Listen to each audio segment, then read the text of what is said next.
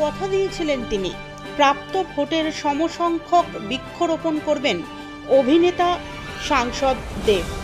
কথা মতো নিজের ঘাটাল লোকসভা কেন্দ্রে বৃক্ষরোপণের কাজ শুরু করলেন দীপক অধিকারী। প্রাথমিকভাবে তিনি নিজের লোকসভা কেন্দ্রে প্রায় 2 লাখ গাছ লাগাবেন। প্রসঙ্গত, ঘাটাল লোকসভা কেন্দ্রের তৃণমূল প্রার্থী দেব মনোনয়নপত্র জমা দিতে গিয়ে সংবাদ মাধ্যমকে জানিয়েছিলেন তিনি যত ভোট পাবেন তত গাছ লাগাবেন তার লোকসভার 7টি বিধানসভা এলাকায়।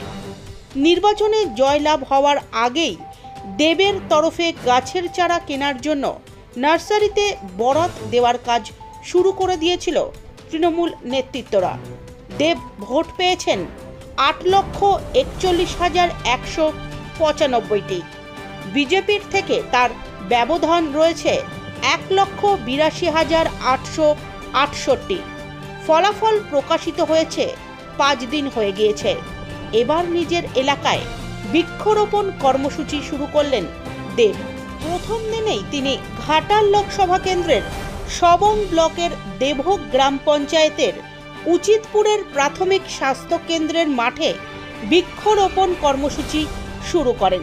এ ব্যাপারে তিনি বলেন, মেনটেন করা ডেফিনেটলি একটা কাজ, সময় সময় জল দেওয়া, সেটার জন্য আমাদের দল বা পঞ্চায়েত যেটা বললো কি লোকাল নেতৃত্বে তাদের দায়িত্ব, এবং তারা দায়িত্বটা নেবে এবং তারা দায়িত্ব নিয়ে মানে গাছগুলোকে রক্ষা করবে, সেটা আসলে। আজকে প্রথম দিনে কত গাছ লাগানো হবে? আজকে এই জায়গাতেই আজকে 600 এখানে হচ্ছে 600, এবং আমার 7টা বিধানসভায় যাওয়া হবে। আমাদের টার্গেট আছে আজকে 10,000 গাছ লাগানো আজকের দিনটা, একটা দিনে। তো দেখা যাক টার্গেট আমরা অ্যাচিভ করতে পারি। পাঁচকুড়া কেন্দ্র, সেখান থেকে তো পরাজয়ের মানে লিড নেমে আছে, সেখানেও সমপরিমাণ গাছ লাগানো হবে।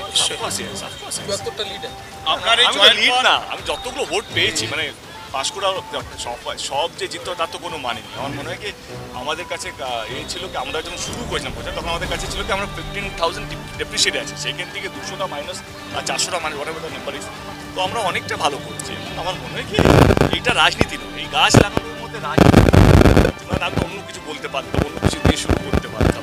আমার মনে হয় ভারতবর্ষে একমাত্র এমপি যে উদ্যোগটা নিয়েছে ভারতবর্ষের 70-75 বছরের ইতিহাসের মধ্যে, যে প্রত্যেকটা ভোটে গাছ লাগাবে। তো এইটা শুধু এবারে আমি তো আগে বলেছিলাম আমি কতগুলো ভোট পেয়েছি, এখন তো বলছি আমরা কতগুলো ভোট পেয়েছি।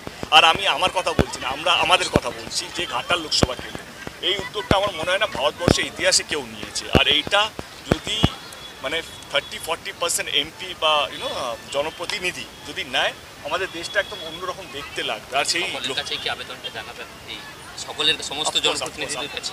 তো কিছু লোক না দেখে শেখে, কিছু লোক হয়তো আমার মনে হয় কি এইটা কোনো এক্সাম্পল ছিল না যে এরকমও হতে পারে, এইভাবে কাজ করে সবাই মন্দিরে যায়। আমি রক্তদান শিবির দিয়ে শুরু করেছিলাম এবং যে ওই দিন আমি কথাও দিয়েছিলাম কি গাছ লাগাবো, এবং আজ থেকে আমরা গাছ আজকে প্রথম দিনে 10,000 গাছ লাগানো not a matter of joke.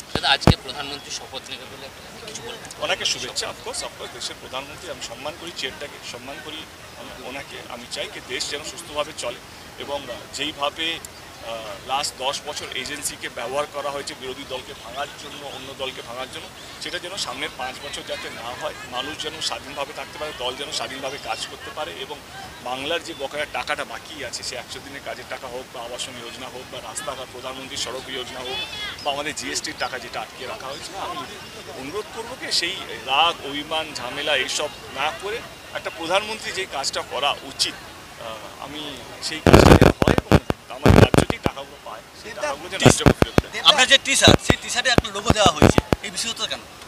সবুজ ঘাটাল, এটা পদক্ষেপ ছিল আমাদের, এটা তো লক্ষ্য ছিল কি ঘাটালকে সবুজময় করা, এবং এই যে গ্লোবাল ওয়ার্মিংয়ের সঙ্গে আমরা যেভাবে এই একমাত্র ফাইট ইট আউট, গাছ যত বেশি লাগাবো, যেটা একটু আগে মানুষরা বলছিল কি অত বেশি অক্সিজেন আমরা পাবো, অত বেশি শেড আমরা পাবো। এই আমার মধ্যে এই গরমকে আমার মধ্যে লড়াই করার জন্য যতটুকু আমরা সায়েন্স বুঝি বা যতটুকু আমাদের শিক্ষা দীক্ষা, এই একমাত্র উপায় হচ্ছে গাছ লাগানো।